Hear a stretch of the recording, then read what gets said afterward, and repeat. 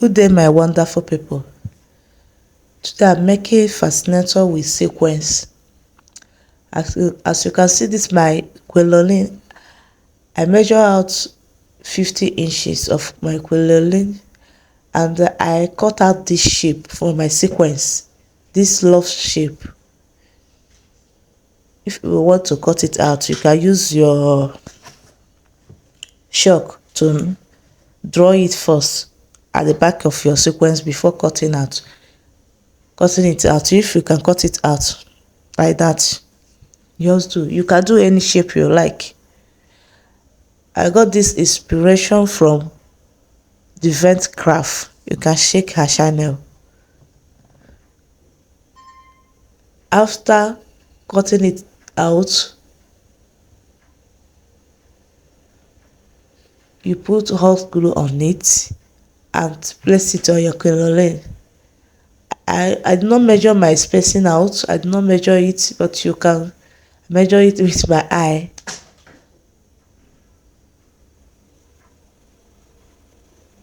You can space it out before placing your quilolin. You can decide to place 1, 2, 3, any amount, but I decided to do it like this. I want it to be full.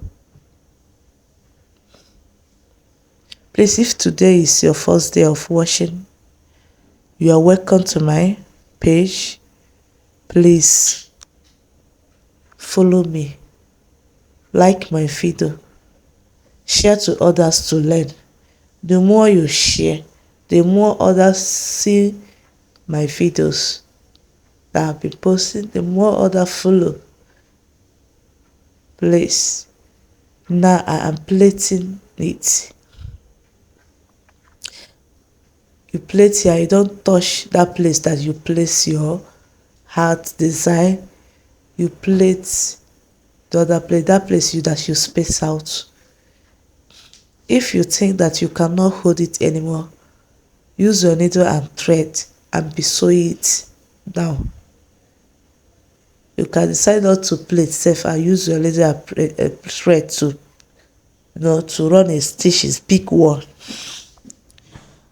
But what I'm doing here, I used my left hand to hold the needle, then I'm using my right hand to do the plating.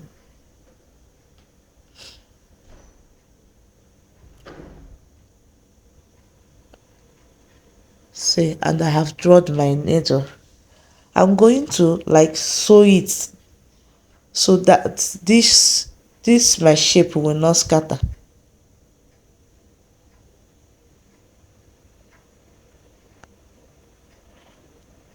I'm going to do it so that this my shape will not scatter. I will sew it down very, very well.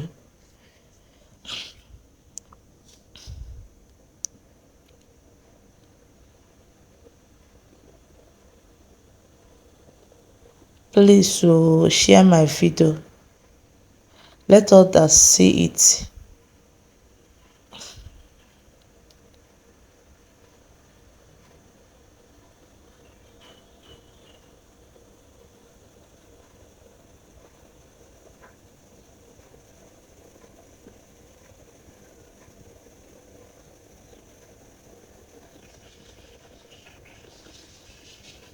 When you are sewing this, please make sure that it's well sewed down.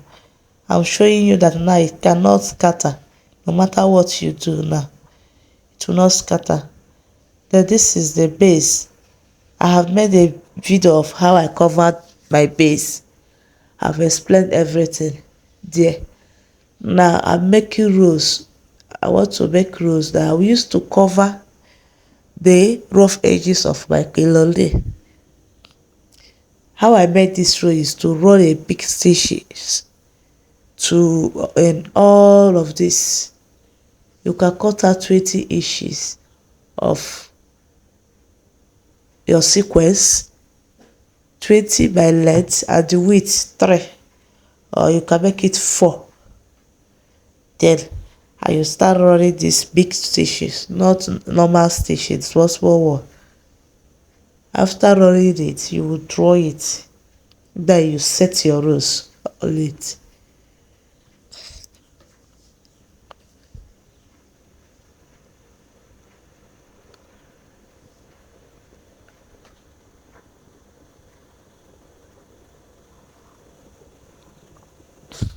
After running it, you use your hand and set your rows.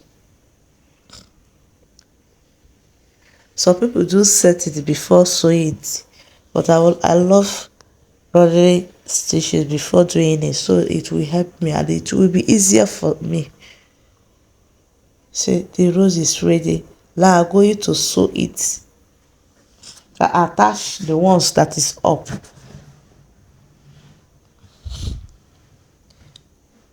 After attaching it, my rose is ready. I'm going to attach my quilole on my base.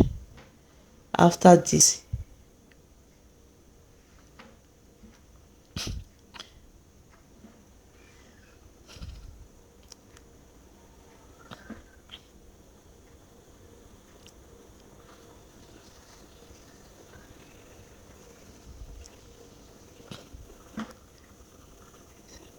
setting of this, choosing a place to place your quilole is another thing.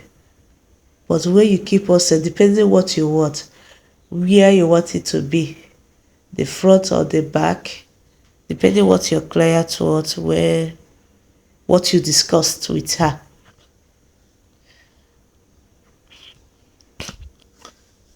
I want it to be in a place that if you wear it, another, if you wear it, it will not have front and back. Let me put it like this. As where you wear it, it will be front. It will not have front and back. That's how I place it. I'm using my leg because my table is down. And I want to stitch it very, very well.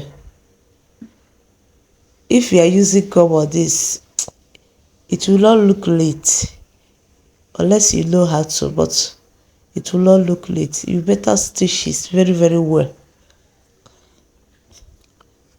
I use mostly stitches than glue.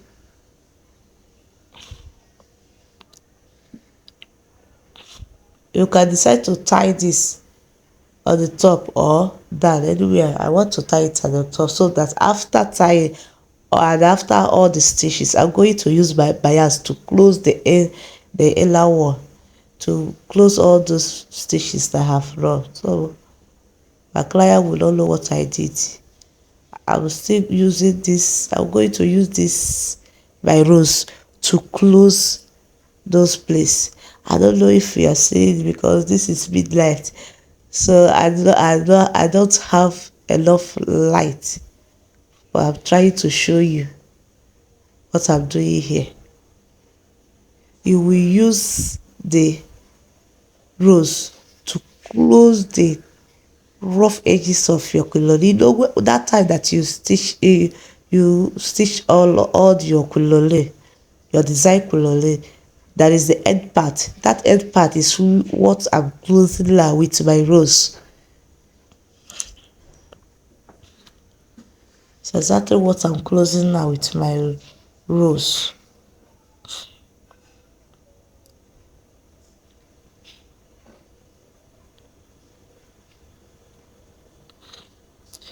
You stitch very, make sure that your rose is wrapping. Don't use glue to stitch. That's my advice. Use needle and thread. Stitch it, now stitch it firmly. Make sure that it's very, very tight. Not that tomorrow the client will bring it and say that this fascinator has spoiled.